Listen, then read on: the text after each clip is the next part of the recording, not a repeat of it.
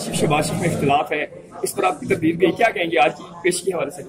आज की पेशी के बारे में मैं ये कहूँगी कि ये इस कौम का अलमिया है, इस मुल्क की बदकिस्मती है कि जो 3 दफ़ा मुंतखब वज़ीर आज़म हो, उसके लिए जब कोई भी सरकारी खजाने में 1 रुपए की करप्शन ना मिले।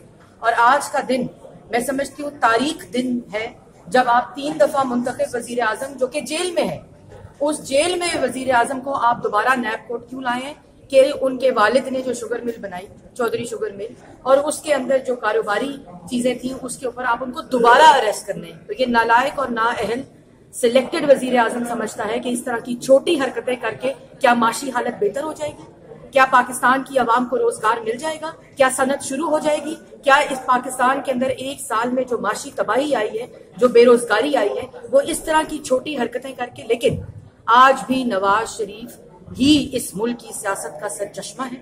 इस मुल्क को खिदमत के जरिए पाकिस्तान की आवाम को रोजगार दिया, सीपैक लाए, 11,000 मेगावाट बिजली बनाई, 12,000 से ज्यादा सड़कें बनाई, नौजवान नस्ल को उम्मीद दी, मुल्क की पूरी दुनिया में इज्जत करवाई। आज उसकी सजा नवाज शरीफ को। तो ये भाइयों के इख्तिलाफ की जो बातें आ रही हैं, ये 35 साल से यही बातें आ रही हैं, लेकिन उसके ऊपर नवाज शरीफ, आपने कल शहबाज साहब की बात सुनी कि मैं कब्र तक चला जाऊंगा लेकिन मैं अपने भाई को नहीं छोड़ सकता। Thank you.